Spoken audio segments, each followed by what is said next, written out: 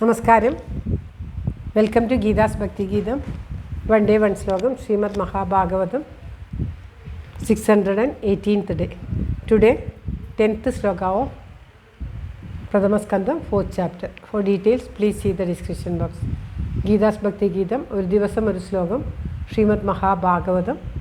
ഇന്ന് 618ാം ദിവസം. ഇന്ന് പ്രഥമസ്കന്ധത്തിലെ 4ാമത്തെ അധ്യായത്തിലെ 10ാമത്തെ ശ്ലോകം. ഓം നമോ ഭഗവതേ വാസുദേവായ. ഓം ശ്രീകൃഷ്ണ പരമാത്മനേ നമ. ഹരിശ്രീ ഗണപതയേ നമ. അവിഘ്നമസ്തു ശ്രീ ഗുരുഭ്യോ നമ. ഓം തത്സത്. കൃഷ്ണം നാരായണം വന്ദേ. കൃഷ്ണം വന്ദേ വ്രജപ്രിയം. കൃഷ്ണം ദ്വൈപായനം വന്ദേ. കൃഷ്ണം വന്ദേ പൃഥാസുതം. ശ്രീപരമാനന്ദനാഥനായ അദ്വൈതദീപമായി, മോക്ഷേച്ചു വൃന്ദമന്ദാരമായി, കാരുണ്യവാരിധിയായി വിഭൂദേശനാം നാരായണൻ മമ മന്ദത മാറ്റണം. ഓം തത്സത്. ശ്രീമദ് മഹാഭാഗവതം പ്രഥമസ്കന്ധത്തിലെ 4ാമത്തെ അധ്യായത്തിലെ 10ാമത്തെ ശ്ലോകം. സമ്രാട് കസ്യ വാഹേതോ പാണ്ഡൂനാം മാനവർദ്ധന. പ്രായോപവിഷ്ടോ ഗംഗായാം അനാദൃത്യാധിരാട് ശ്രിയം. ഓം തത്സത്. സമ്രാട് കസ്യ വാഹേതോ പാണ്ഡൂനാം മാനവർദ്ധന. പ്രായോപവിഷ്ടോ ഗംഗായാം അനാദൃത്യാധിരാട് ശ്രിയം. ഓം തത്സത്. സമ്രാട് കസ്യ വാ ഹേതോ പാണ്ഡൂനാം മാനവർദ്ധന. പ്രായോപവിഷ്ടോ ഗംഗായാം. പ്രായോപവിഷ്ട ഇങ്ങനെയാണ് പറയുക, ചേർത്ത് പറയും. പ്രായോപവിഷ്ടോ ഗംഗായാം അനാദൃത്യ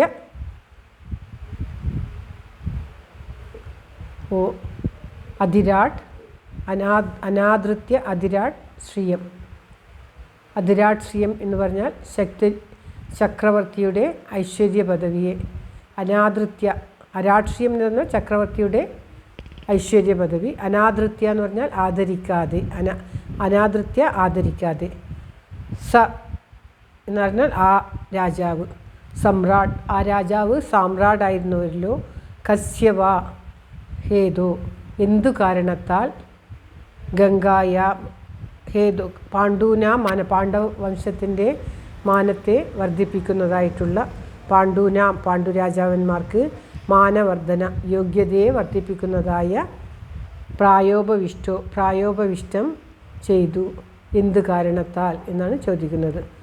സാമ്രാട്ടും ചക്രവർത്തിയും ഒക്കെ ആയിട്ടുള്ള, സമ്രാട്ടിനും ചക്രവർത്തി, ആ രാജാവ് സമ്രാട്ട് ചക്രവർത്തി ആയിട്ടുള്ള അദ്ദേഹം എന്ത് കാരണത്താൽ.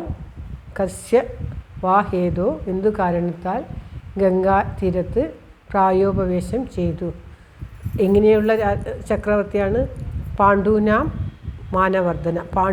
പാണ്ഡുരാജാക്കന്മാർക്ക് മാനത്തെ യോഗ്യതയെ വർദ്ധിപ്പിക്കുന്നതായിട്ടുള്ള ആ രാജാവ്. പരീക്ഷിത് രാജാവിനെയാണ് ഇവിടെ പറയുന്നത് ആ രാജാവ് എന്ന്. ആ രാജാവ് ചക്രവർത്തി പരം അലങ്കരിച്ചവനാണ്.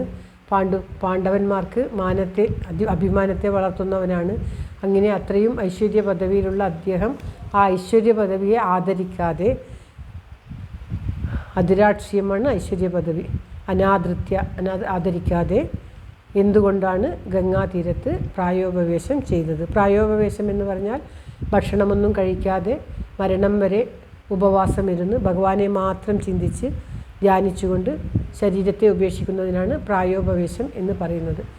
ഗംഗാതീരത്ത് അദ്ദേഹം എന്തിനാണ് അങ്ങനെ ശരീരം ഉപേക്ഷിക്കുവാൻ വേണ്ടി പോയി ഇരുന്നത് എന്നാണ് ഇവിടെ ചോദിക്കുന്നത്.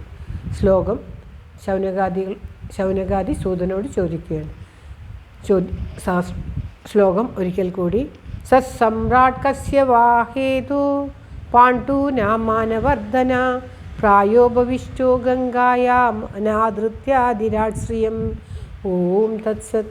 സർവത്ര ഗോവിന്ദനാമ സങ്കീർത്തനം. ഗോവിന്ദ ഗോവിന്ദ. എല്ലാവർക്കും എല്ലാവിധ ആയുരാരോഗ്യ സൗഖ്യവും നന്മയും പ്രാർത്ഥിച്ചുകൊണ്ട് ഭഗവത് സമക്ഷം ഈ ശ്ലോകം സമർപ്പിക്കുന്നു. Geetha Rajan. Thank you for watching. All the best. Have A very very nice day. God bless you. ദൈവം അനുഗ്രഹിക്കട്ടെ. എല്ലാവിധ സൗഭാഗ്യവും എല്ലാവർക്കും ഉണ്ടാകട്ടെ. ഓം തത്സത്.